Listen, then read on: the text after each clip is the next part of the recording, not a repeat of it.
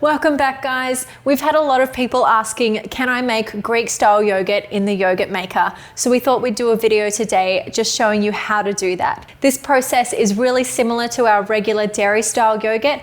All the steps are the same, except we're adding one more step, and that's to strain our yogurt just for a couple of hours. Greek style yogurt is just yogurt that has been strained, getting rid of a lot of the whey, making it really thick and creamy. Because we're straining our yogurt, we're going to lose a lot of volume when the whey comes out of it. So we would recommend starting with 2 liters of yogurt so that you have a good amount left in the end. So let's make ourselves some Greek yogurt.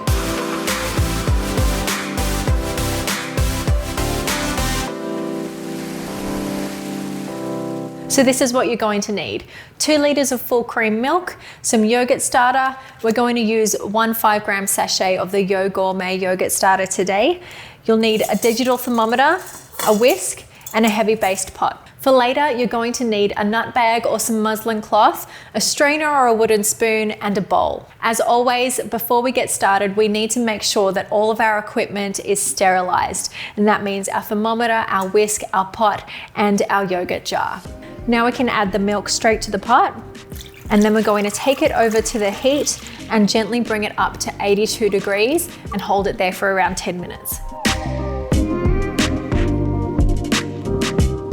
Keep your temperature low and give it a good whisk every now and then just to make sure the milk isn't burning or catching on the bottom.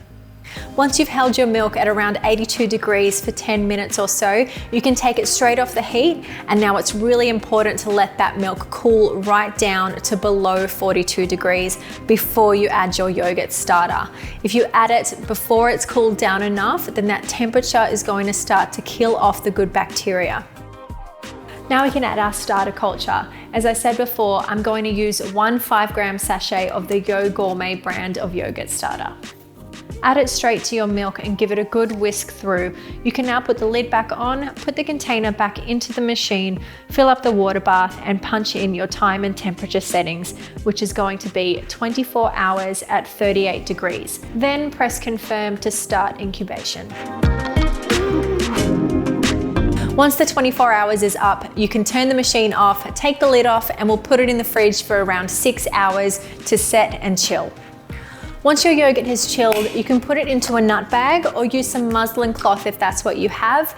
Put it into a basket or strainer, or you can even tie it up over a wooden spoon set over a bowl.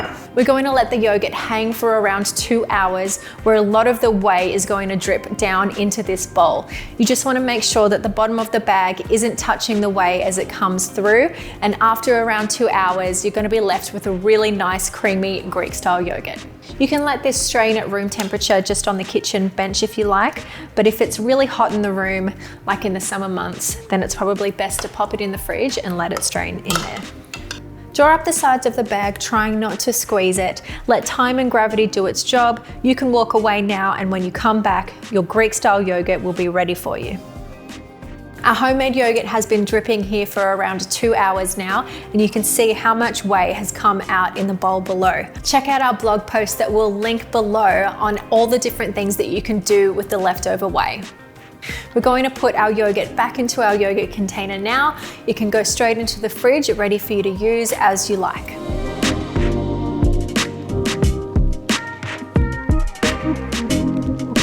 This has turned out so nice. Look how creamy and thick it is. That one extra step has gone a long way in giving us the most luxurious yogurt, and it was so simple to do.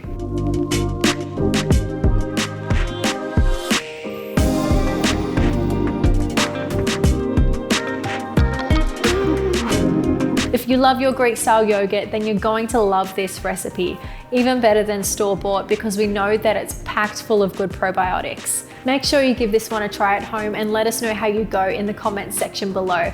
Don't forget to hit subscribe if you haven't already, and give this video a like if you enjoyed it. We'll see you again next week for another Luvele Life recipe.